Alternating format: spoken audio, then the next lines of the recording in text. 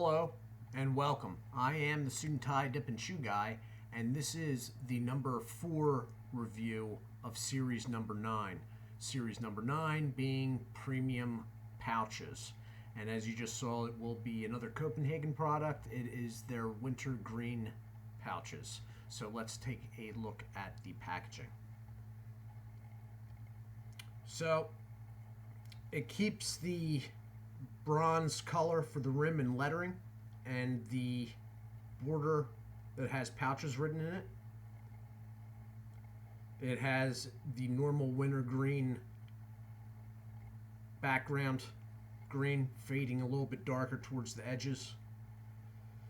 The satisfaction since 1822, the word wintergreen and the word Copenhagen is all raised from the can, as is the boxed rim. The immediate border between the upper and the warning label also is slightly raised. You have branding.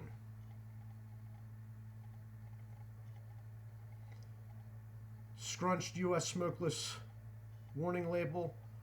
Up here is just the usual underage sale is prohibited. Sale is only allowed in the United States. And also that this product is 100% American tobacco. I think that's it on those. Yes. Oh, and the fact that this is smokeless tobacco. They actually feel the need to point that out. I never really noticed that before, actually. Anyway, okay. So, wintergreen pouches, Copenhagen barcode, and manufacturer's information. This is a product of the U.S. Smokeless Tobacco Company of Nashville, Tennessee.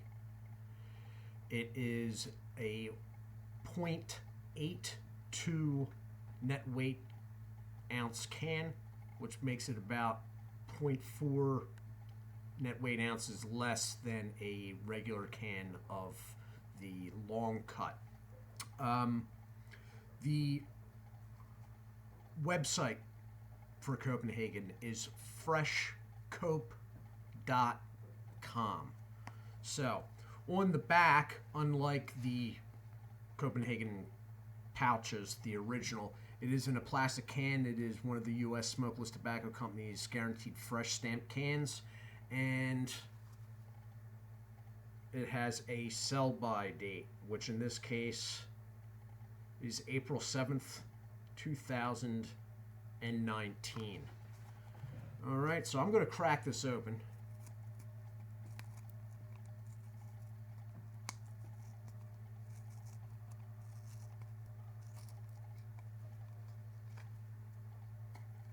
And, whoa, okay, it is very moist. A lot more moisture going on than in the regular pouches I did yesterday.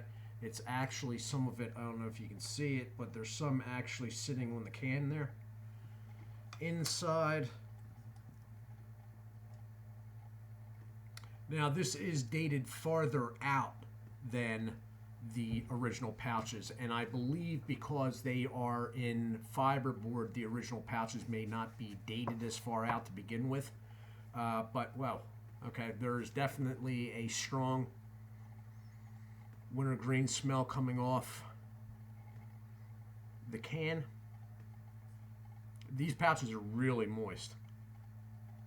The regular pouches were moist, a lot more moist than, let's say, the Skull Bandits were, but these have kicked it up a notch past that. I'll give you another shot inside there. Okay, so I am going to take, wow, they're leaving moisture on my finger. I'm going to throw one on either side again, and I'm going to hit the pause button and let it sit for a little while. And then when I come back, if I'm not getting enough flavor out of it or whatnot, I'll probably double them up again.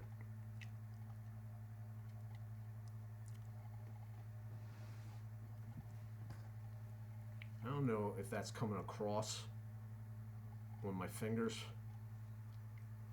Okay, I'll be back in a minute. And I am back. Okay, so higher moisture is registering as more flavor, obviously, right off the bat. I still have it in the side. There is a pretty good tingle going on. Now, that may be partially due to the wintergreen. It could be nicotine absorption, some combination of the two.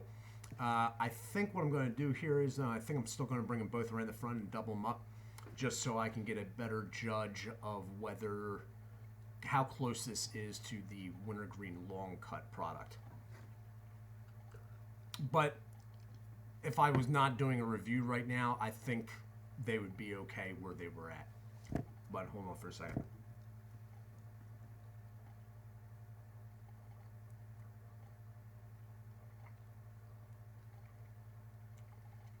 Okay. Yeah, it is the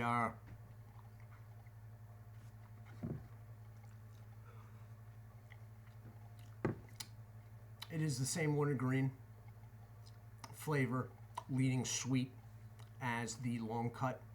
It's translating out pretty well. Just give me 1 second here. We got a bit of an issue. Hold on. Okay, and I am back again.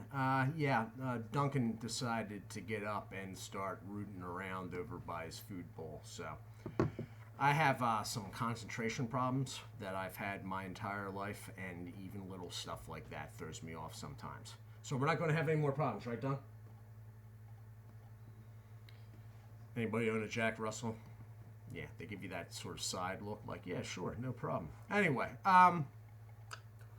so I have them doubled up, but I moved them back around the side because it was getting a little bit too stingy for my liking in the front, which is one of the reasons why I am not overly fond of wintergreen.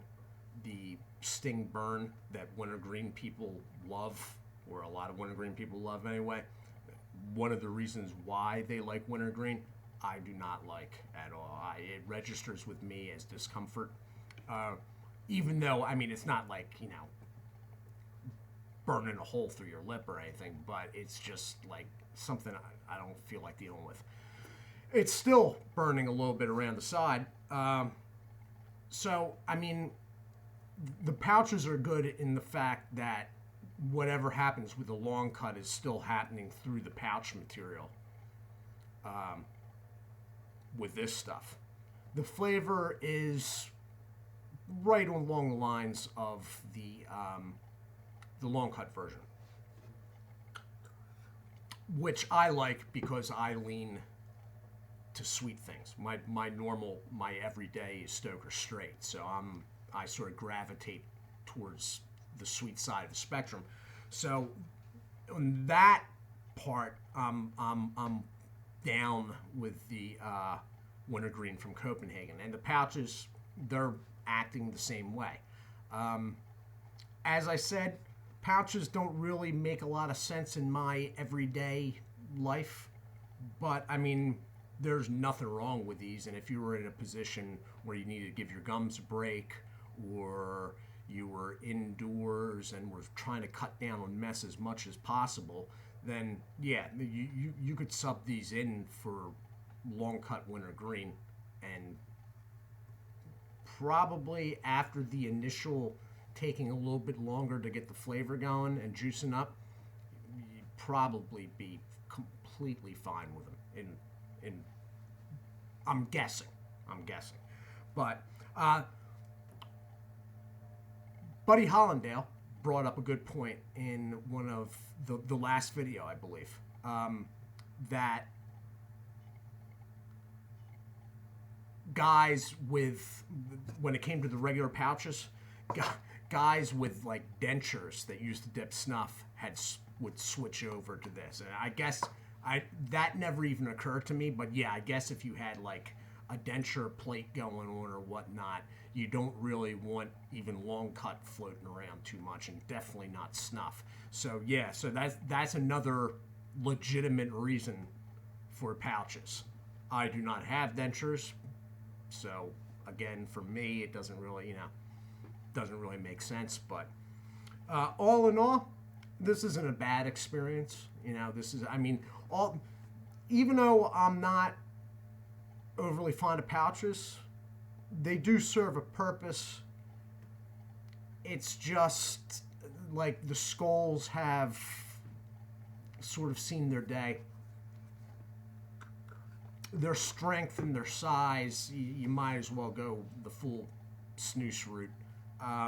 These replicate actual dipping experience better, and that's sort of the reason why they can stand in for long cuts. They replicate actually dipping long cut much better than the Skull Bandit Wintergreen. You'd have to throw like 3 or 4 of them in to replicate it easy, a good size pinch.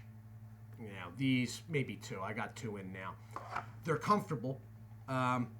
If you like Copenhagen's Wintergreen, you'll like them. I mean, flavor-wise, it takes a little bit longer to get going.